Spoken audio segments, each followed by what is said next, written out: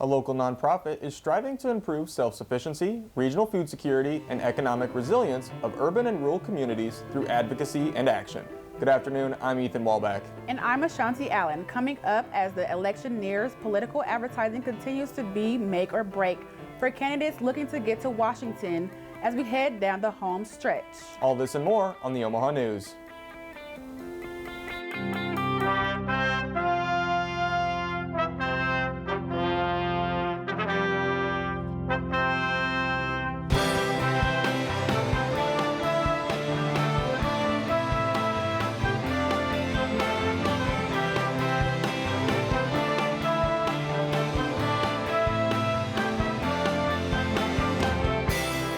From the studios of UNO Television, this is the Omaha News, presented by UNO School of Communication.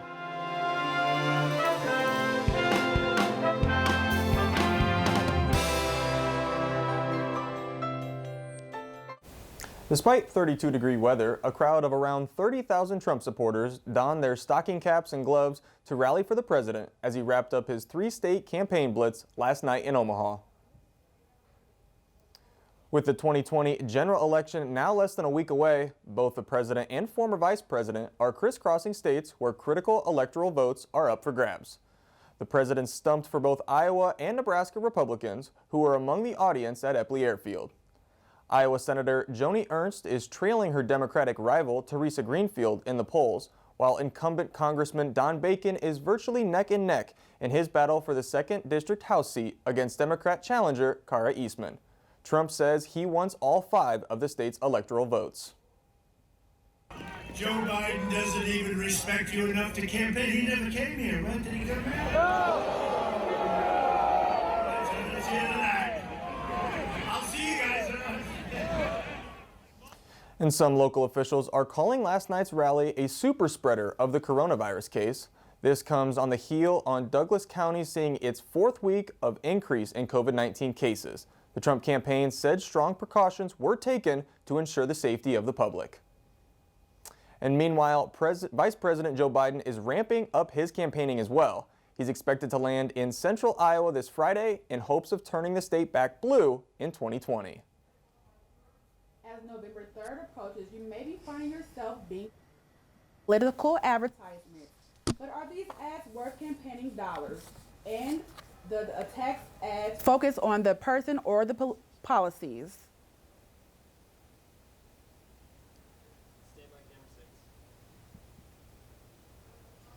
Political advertisement is a source of frustration during the election season, but the frustration isn't just felt by the people. I spoke with the candidates of the 2nd Congressional District campaign to see how they feel about this election's advertisement. Political season is here, and with it comes the surge of political advertisement. I'm over it. Well, I think a lot of it lacks truth. Yeah, definitely a lot more than I hoped to see. I'm not just taking the word on the street. I spoke with the 2 candidates of the 2nd Congressional District campaigns. When asked about the financial cost of their campaign ads, both candidate campaigns admitted that a lot of money has gone towards political advertisement. It's definitely in the millions on each side between what the campaigns have spent and what outside groups have spent in support of those campaigns. Raising money for TV ads it's ridiculous, and people are tired of it. Around this time, people get so sick of those ads. Donors are sick of getting asked. I'm so grateful for that support, but that money should go to, there should be smaller amounts of money going to finance campaigns.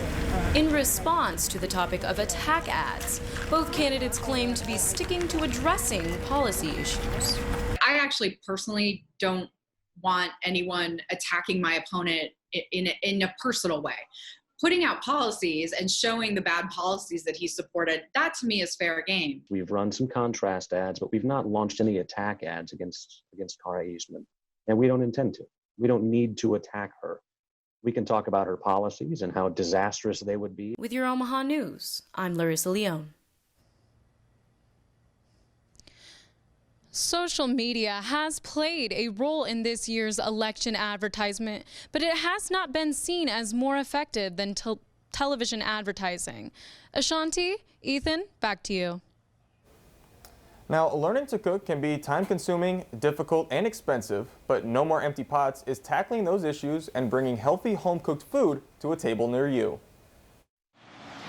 No More Empty Pots has been helping feed the community for years by not only serving up meals, but also knowledge through their culinary program.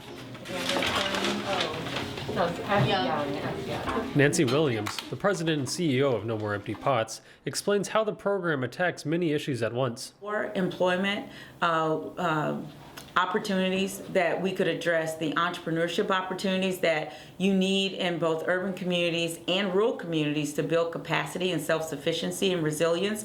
And so this was our way of being able to connect all of that. The program is free to anyone that wishes to join, and all skill levels are welcome, explains Mia Hill, a former student of No More Empty Pots turned teacher. A lot of people looking for maybe to open their businesses, and so this gives them basic skills to kind of like maybe open some doors for them to maybe start their own business. Nancy also explains that if you're working multiple jobs just to make ends meet, taking the time to make something new is a risk. And when you're on an extremely tight budget, you want to make sure that the next meal that you make is something that you're going to eat. And so what we're trying to do is take out some of that risk by offering these skills, the opportunity to learn, but also exposing to new foods in a way that's been prepared by people who know how to do it, so that one, they can model it, they can taste it. And 1 in 8 Nebraskans struggle with food security, according to Feeding America. Coming up, to help achieve positive long-term environmental and economic superiority, an Omaha program collects hard-to-recycle plastics and turns them into useful resources you might not expect. Next, one car wash here in Omaha partners with the Open Door mission to help feed more people in the homeless community, all with a twist. Keep watching. We'll be right back. There's a unique educational experience right here in Omaha. With access to top-rated programs, in-demand degrees, and a worldwide community of graduates, UNO prepares students for life, wherever it may lead. From Omaha to Italy to Uganda to Japan, Mavericks are working in communities around the globe. So where will a degree from UNO take you? UNO, access to exceptional, access to the world. Learn more at unomaha.edu.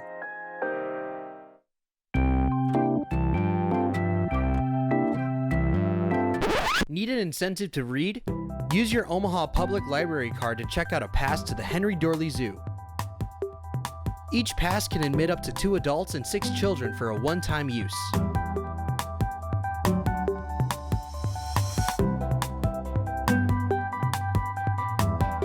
Passes are limited, so make sure to head to your library and check out a Henry Doorly Zoo pass today.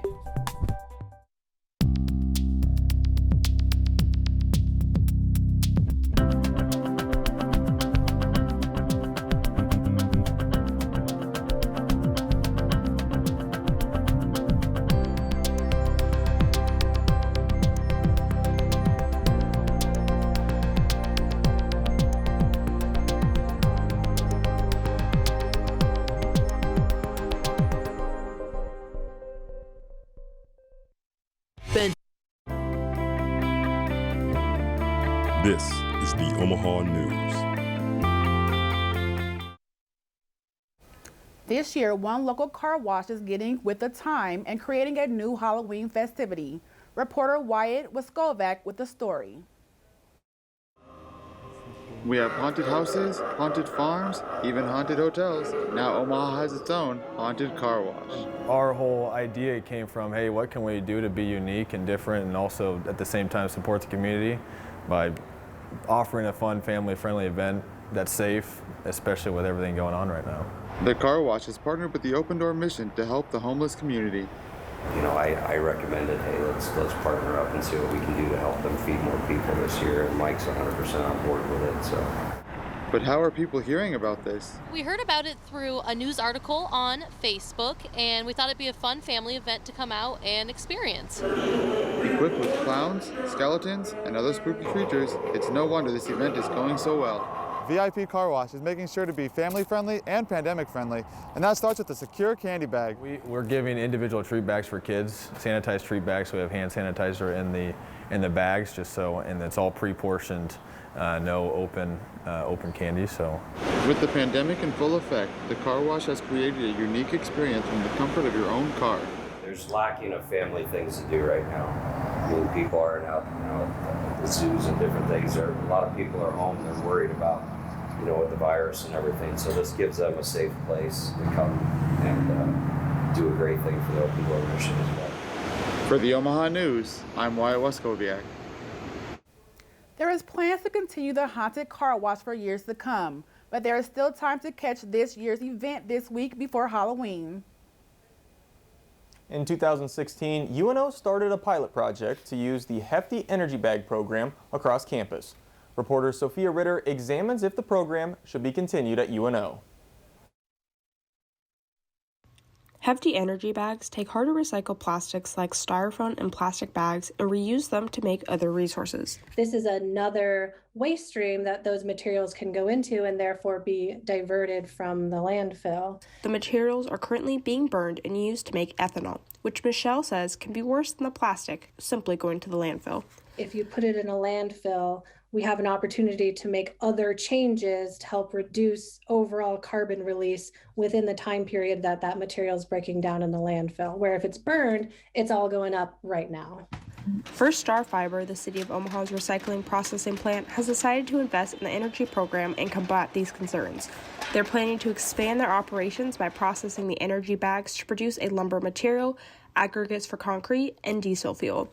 The new trash cans that Omaha residents received included Hefty energy bags and pamphlets on how to use the program. Danielle with First Star Fiber says that the program could help them with every stage of their operations. When they come in mixed in with the normal recycling, just loose, they tangle up our machinery. So those screens that you saw and everything like that, plastic bags get wrapped around it, jams the machines up, means we have to stop the whole process. One Omaha resident is excited to be able to recycle all his single-use plastics. If we can reduce the volume of materials or waste going into the landfill, that's all the better for us. For the Omaha News, I'm Sophia Ritter. With the updates to how the plastics are being recycled, UNO's Office of Sustainability has become more interested in renewing the program. The Omaha Metro Area Transit Company has expanded their services to the public. This will be their third service, which will offer the community a faster commute to and from their different destinations. The Orbit bus stations will give a more modern feel with updated arrival and departure time screens. Riders will have the option to purchase tickets from the bus stop itself. The Orbits will replace Route 2, which travels from West Rose into the downtown area, and will accommodate all walks of life. The idea there is that you can board from platform to bus, and we call it near-level boarding, so it's pretty easy to get on and off. And so that's going to be great for anybody, but especially strollers, wheelchairs, and then bikes. You might have seen these stations popping up around the Dodge Street area.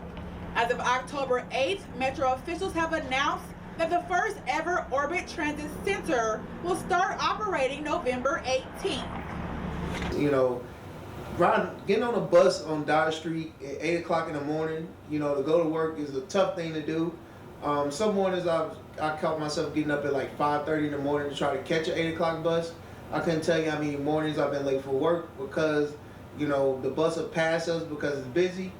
There are a total of 10 buses right now, which seats 40 sitting passengers and standing room for others. The Metro Transit is doing its best to keep passengers and drivers safe during this COVID-19 pandemic.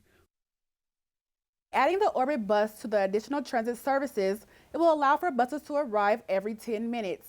Each service has its own strength, which are used to help support and connect from one service to another. And coming up, one community-driven garden provides people with land and tools to grow fresh foods to kickstart their gardening season.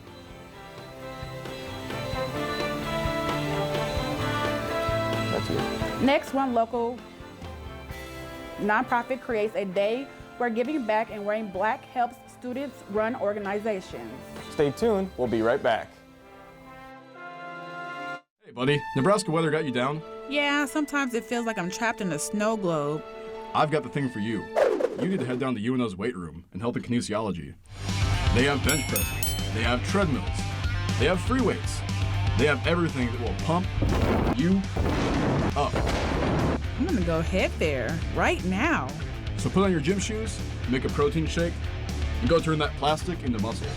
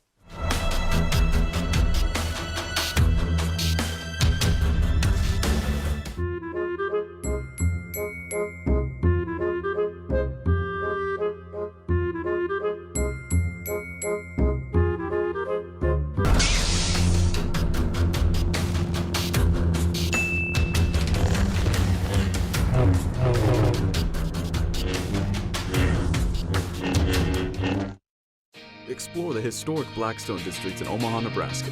With over a dozen restaurants, bars, and social settings, you can experience everything the iconic district has to offer.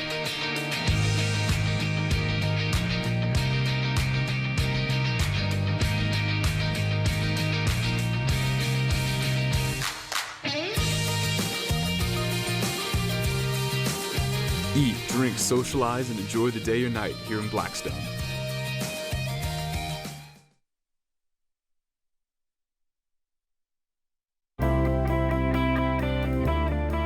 This is the Omaha News. The Nebraska Foundation is running their 24-hour fundraiser Wear Black, Give Back, or also known as UNO Giving Day. Joey Colbert goes behind the scenes and sees how the foundation prepares for the event.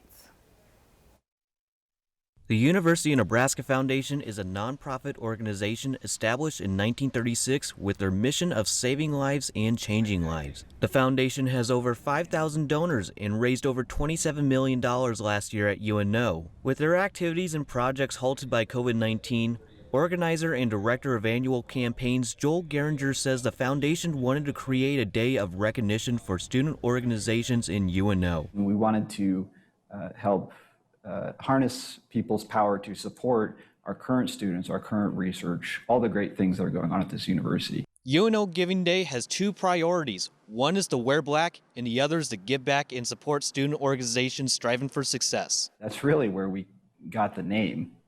It's all kind of encompassed in there. You can share your pride when you wear black, and then you can support all of the great things happening at this university when you give back. From social media challenges to a scavenger hunt, there are several ways for students, the alumni, and the community to engage safely during UNO Giving Day.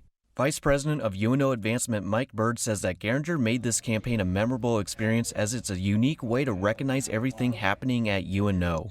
And he's put this together and has been really creative and trying to think of different ways to make it meaningful. For Geringer, giving back to students is extremely important as he takes pride in being a UNO alum himself. He encourages other alumni in the community to join him by helping students achieve their dreams. For the Omaha News, I'm Joey Colbert.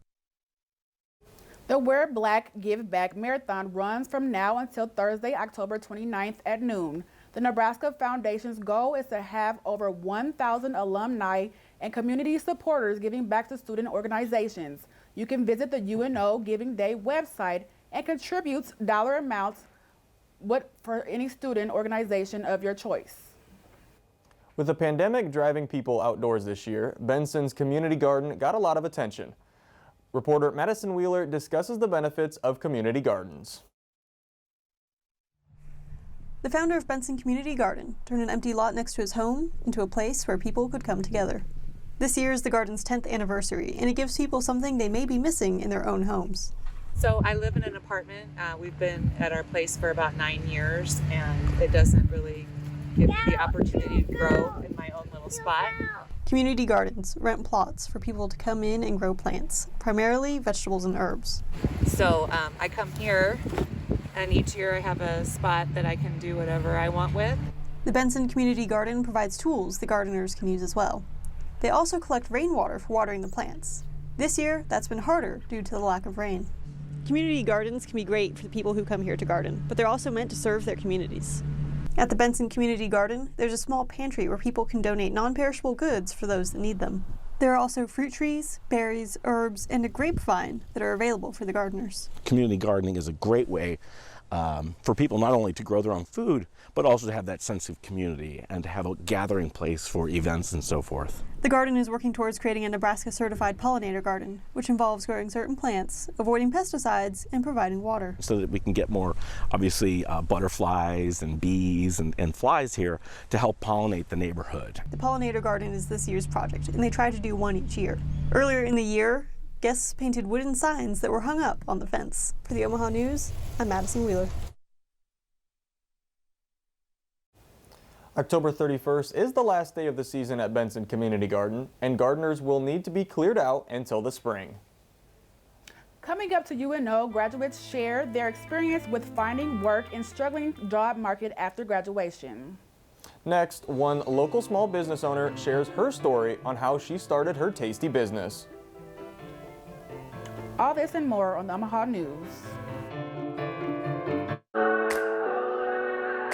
My name is Lindsay Nieper, and I teach Yoga 1 at UNO. I think my favorite thing about teaching yoga here at UNO is that there are so many benefits to practicing yoga consistently. Students who have never practiced yoga before are suddenly consistently getting 2 hours a week or more of yoga into their lives, and it can be really transformational for them to be able to practice so consistently and see positive changes in their bodies and their minds. I think that so many students are struggling with juggling their school commitments with their personal lives, oftentimes are working and really having a hard time finding balance. I think yoga can benefit any student by giving them a couple days each week when they can slow down their pace.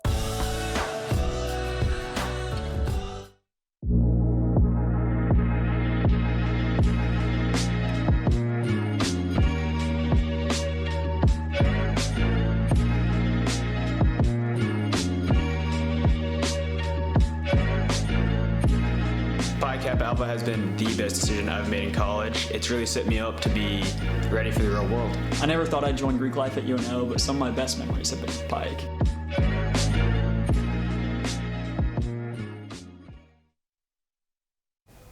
Nearly 90% of all small businesses in Nebraska were affected by the coronavirus. One small business owner, Erica Picorni, decided to focus on the positive side of what her business brings. Reporter Rebecca Weiss joins us live in Studio B. Most 13-year-olds are worried about school, friends, and their social lives, but Erica Picorni at that time in her life had her sights set on sweeter adventures. Erica Picorni is well known for her delicious cupcakes, but little do people know that if it wasn't for Erica's grandmother, she never would have learned how to bake.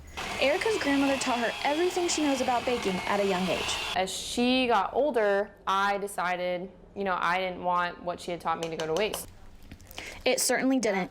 Erica then began her own baking business at the age of 13 when her aunt asked her to bake for her wedding. Erica was nervous at first, but after seeing the reaction, she knew she was onto something. Actually, after that, orders just started pouring in. I didn't mean for it to happen, but it just did, and now 8.5 years later, here we are. Erica's busiest time of the year is the summer. On any given day, Erica will sell around 300 to 600 cupcakes. However, with the coronavirus canceling events, it did slow down Erica's business. It did impact it in the sense that summer is my busy time, and obviously people couldn't really have events and things. It was a lot slower than it normally would be, which is okay.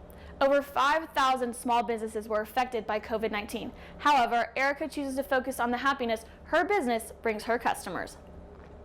I always want to make sure that I'm making whoever I'm baking for happy, because that's honestly the biggest thing that I love about what I do, is just seeing someone's reaction when they try a cupcake or try the frosting or whatever the case may be. They always get so excited, and that's that's one of also the biggest reasons that I do what I do.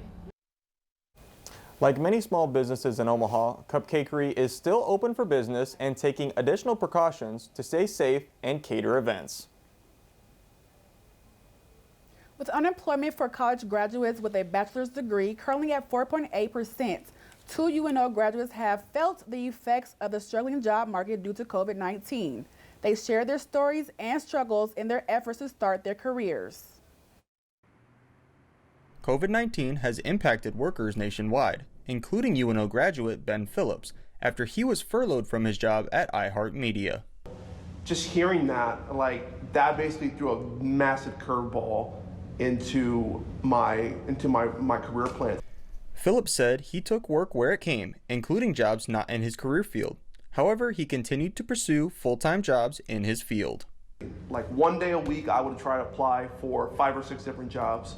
And most of the time, it was the generic, thanks for applying, but we're going to move on with other candidates. According to a report by the job and recruiting website Glassdoor, 2020 college graduates have seen a 68% decrease in job positions with entry-level or new grad positions. Maya Solarana has experienced this firsthand. Solarana graduated from UNO in May and saw the effects of a struggling job market even before completing her degree. I started panicking a little bit. I had started my job search in March, so right as the pandemic had started. Despite finding success at UNO, Solarana failed to immediately find a job after graduation. Trying to keep a positive attitude and seeing all these different people get those jobs I've applied for. Solarana said that this experience has had a positive impact. I've learned so much knowledge these past couple months, not only about myself, but about the real world and finding a job. And in the last couple weeks, Phillips and Solarana have both found jobs in their respective career fields as we see unemployment numbers slowly on the decrease nationwide. And that's all we have for today. Join us next week for more exciting stories in your community. Follow us on Facebook and Twitter at UNO The Omaha News, or find our website for even more stories and news at UNOomaha.com. From all of us here at UNO Television, thanks for watching. We'll see you next time.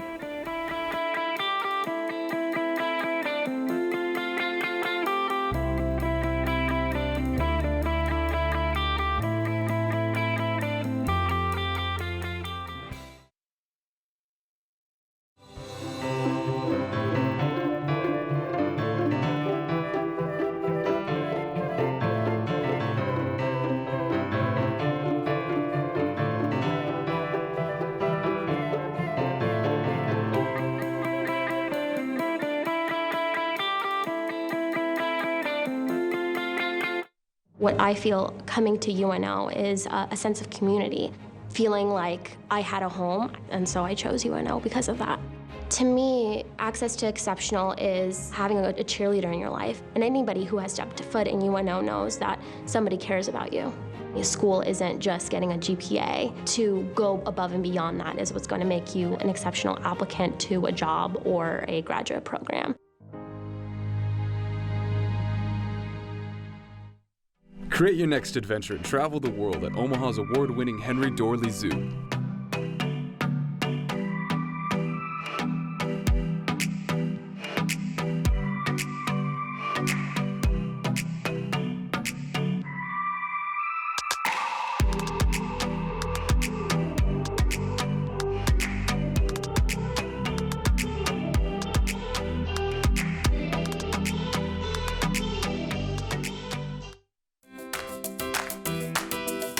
Dundee, home to Warren Buffett, it's located west of Midtown Omaha, Nebraska. It's a place in Omaha where neighbors can work, eat, relax, and live it up, all within a few blocks. Come visit the neighborhood and see what Dundee has to offer.